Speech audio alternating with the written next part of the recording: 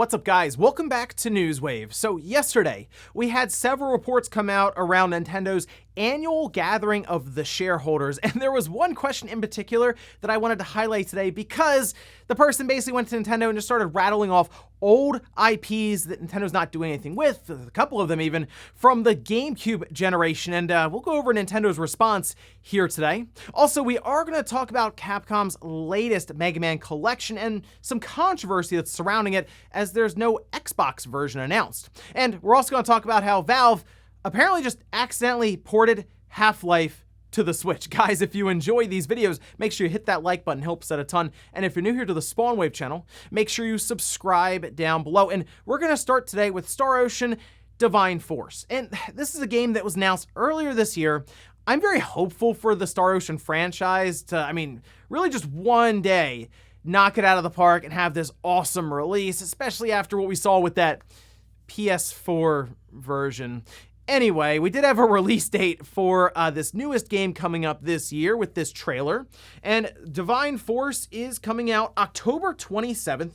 It's coming out for the PlayStation 5, PlayStation 4, Xbox Series XS, Xbox One, and Steam. This from Tri-Ace, and the trailer is kind of a mixed bag because I could see how the gameplay itself in combat would be interesting to people as like the kind of the action flair to it, but like the character models look weird. They look very stiff. People are saying they look kind of like plastic dolls, and yeah, they do have that aesthetic.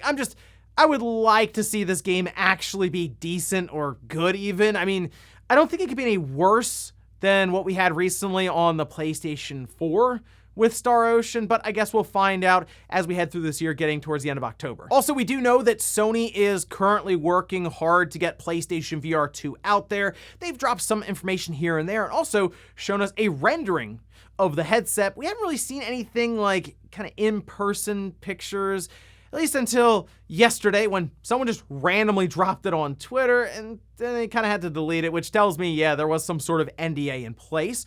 But the internet doesn't forget, so here's an image posted up on Reddit of that deleted tweet. This was from BitPlanet Games. Initially, they said there was no NDA in place, and then an hour later, they deleted it. So, hey, there you go. I guess there was. But the headset itself looks much more minimalistic than what we had with the PlayStation VR on the PS4, specifically the fact that there is one cable, there's no booster box or anything, and, it looks all right.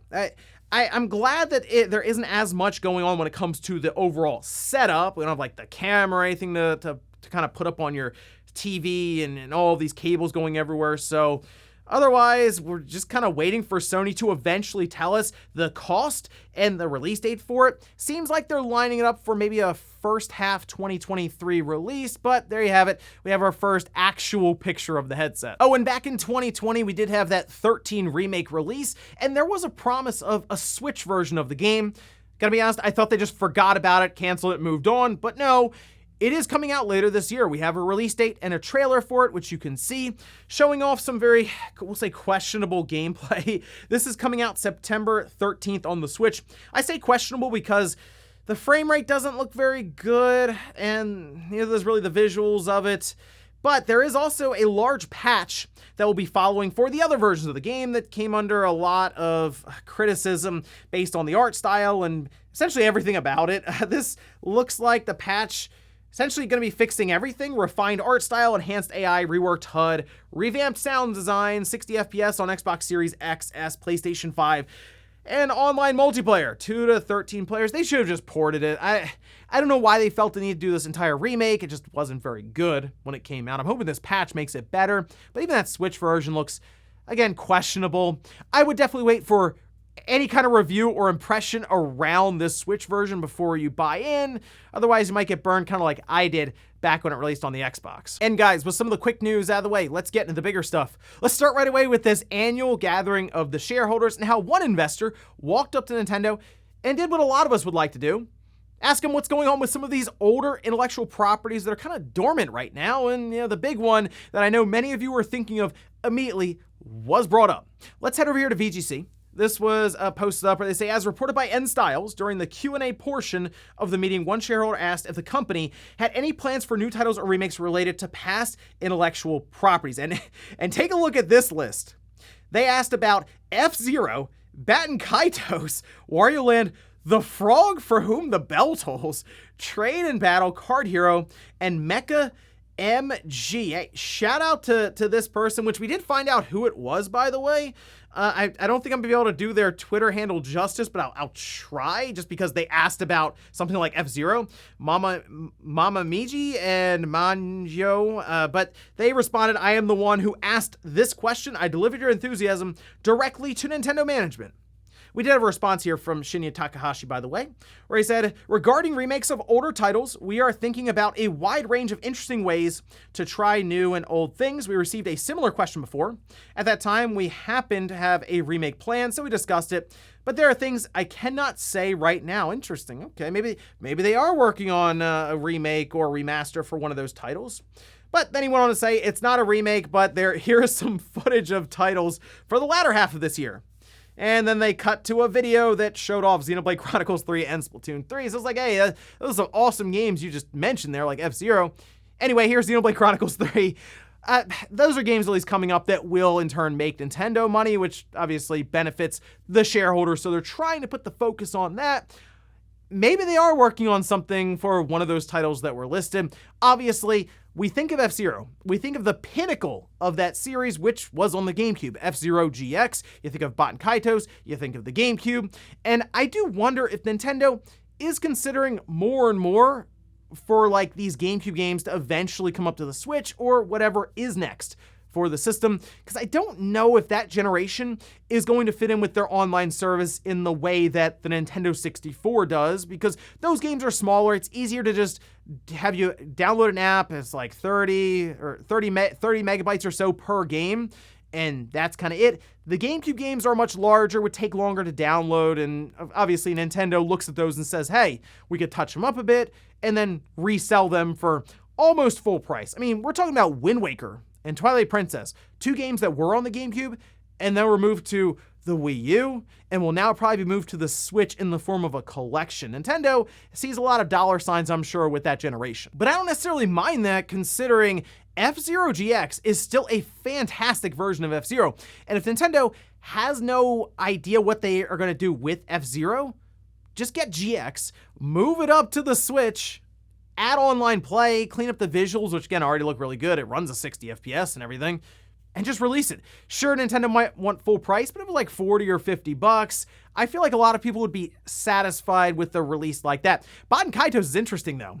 Would they actually go back and do a remake of that from the GameCube? I mean, they could. It's a very unique title, by the way, that not a lot of people now, I'm sure, have played. I mean, the GameCube library is getting more and more expensive every single day, but that is one that I just feel like a lot of people overlooked that and still do now. But I'm completely on board with Nintendo just doing all kinds of remakes and remasters from that GameCube generation. It was an interesting time for Nintendo back then. It was certainly when they were just straight up focused on what would be more normal gameplay experiences, and then they went to the Wii and things obviously changed with the Wii Remote and the motion controls and all this, but they kind of seem to be back on track with the Switch. They're not trying to design around a gamepad or a Wii Remote with a nunchuck. So yeah, grab some of those GameCube games, sure, do your full remaster, remake, and come up with a price that's fair, which for Nintendo might just be full price, but I think there are a lot of people who would be curious and interested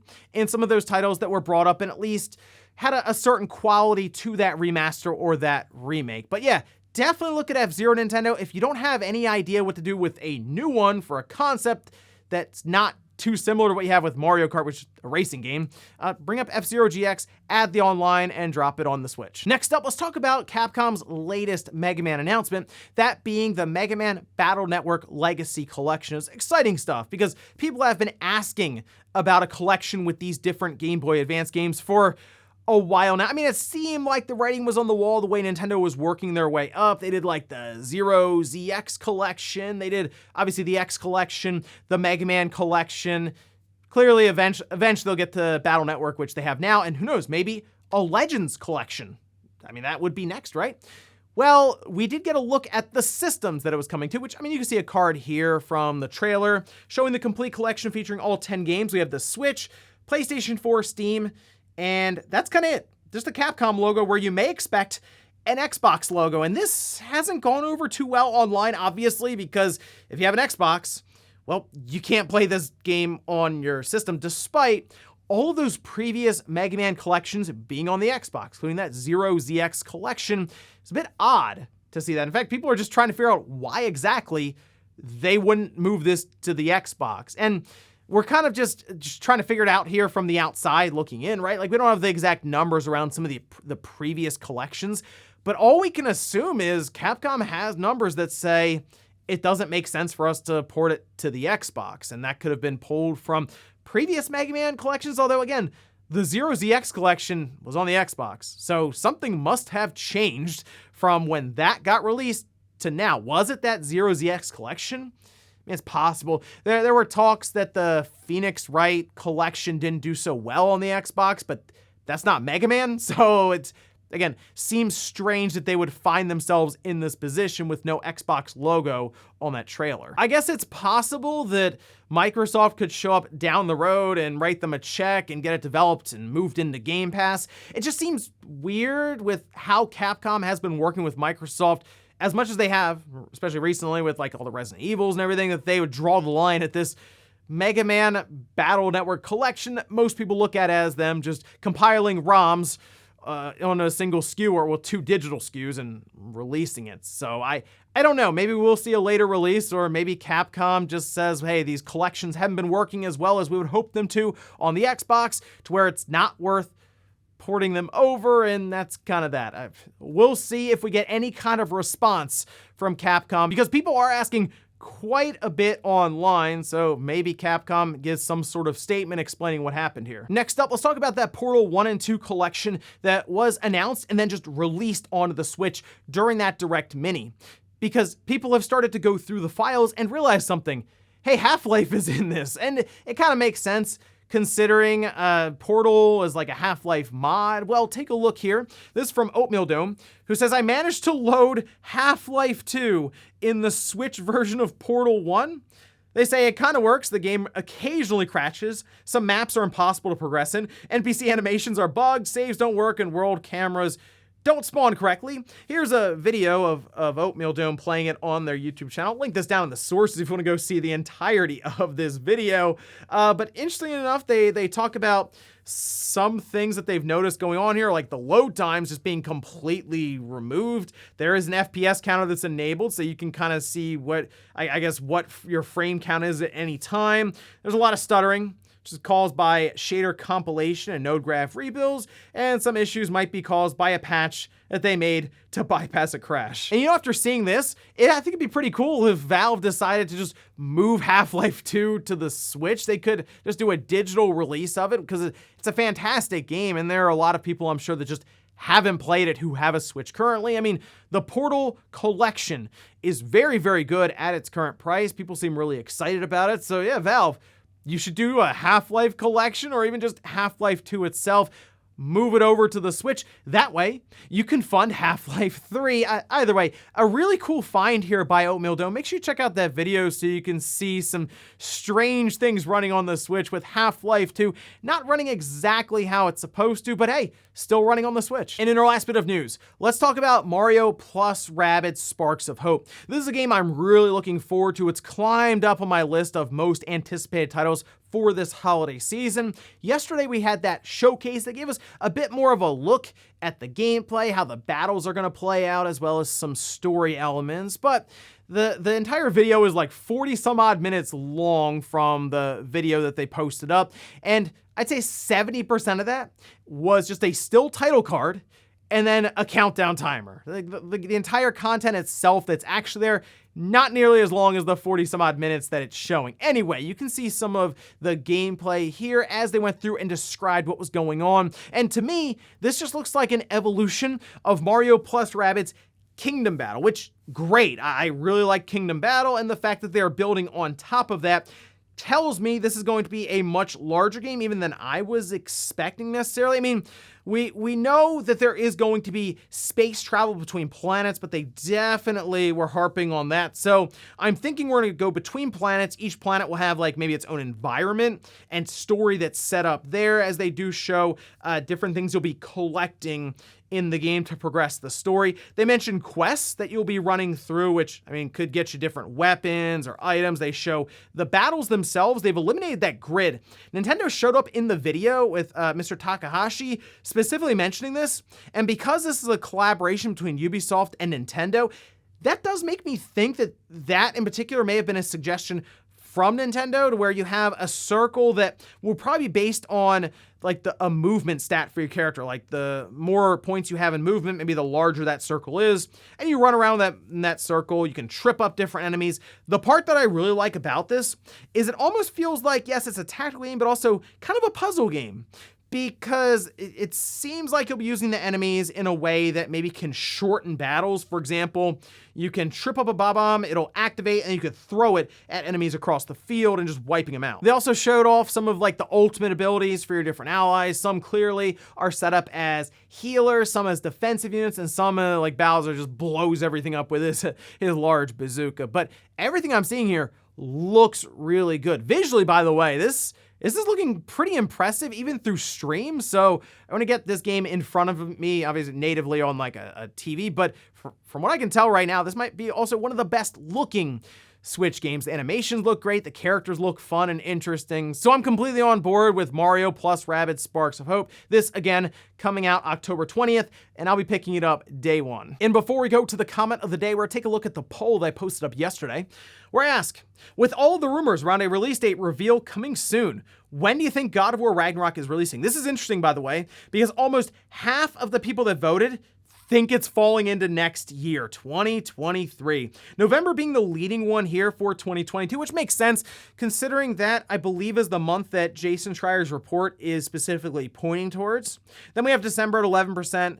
Could fall into December, then October and November. And I kind of feel like either of those are a bit too close now, because it does seem like we're essentially going to get that release date as we're rolling into July. The rumor has been today we'll see some sort of news around God of War. And my money currently is on November. I don't think that game's going to be affected by like Pokemon or anything else there. Obviously, that's PlayStation's big title that is coming off of, I mean, the award-winning God of War from 2018, a game that I think is the best game of that PlayStation generation. The thing that'll be interesting is if they released it, people are pointing this out, on November 11th, you know, the day that Starfield was supposed to release before it got delayed. And we'll finish up with the comment of the day, as you're seeing here. This is from Ice saying, I really hope Nier and P5 do well on Switch. Those were the games I was set on double dipping for if they ever came over. I think Persona 5 will do perfectly fine. It was a PS3 game being moved to the Switch. Switch will have no problem running that or anything. And I think the audience with the Switch will be picking that game up like crazy. So good news there, I would say, for Persona fans who want more of that on the Switch. Maybe with Persona 6, we'll see. But Nier Automata out of those two is the one I'm more concerned about. It had been mentioned on Twitter from Square and the official Nier account that they are targeting 720p handheld, 1080p docked, and then 30 FPS. My concern is mostly around the frame rate for Nier Automata, because that is a game where you want a steady frame rate. You'd prefer 60 FPS like what we have on the other platforms. So already cutting the frame rate in half, that's typically what happens with the Switch ports. That's like the first thing they look for. So I prefer that the resolution drops versus the frame rate. If it is an unsteady frame rate, it will be hard to recommend Nier Automata over basically any other version. So here's hoping a locked and steady 30 FPS when it releases. And ladies and gentlemen, that's gonna do it here for Newswave. If you enjoyed this video, guys, hit that like button. If not, hit the dislike. Leave comments down below about everything we talked about here today. Was Nintendo being grilled over some of those older dormant intellectual properties from even the GameCube era? Which games would you like to see Nintendo bring back for the Switch? And also, what about Mega Man Battle Network Legacy Collection skipping the Xbox? Why do you think that's happening? And then, would you buy a port of Half-Life 2 for the Switch? Thanks guys for watching, and I'll see you next time.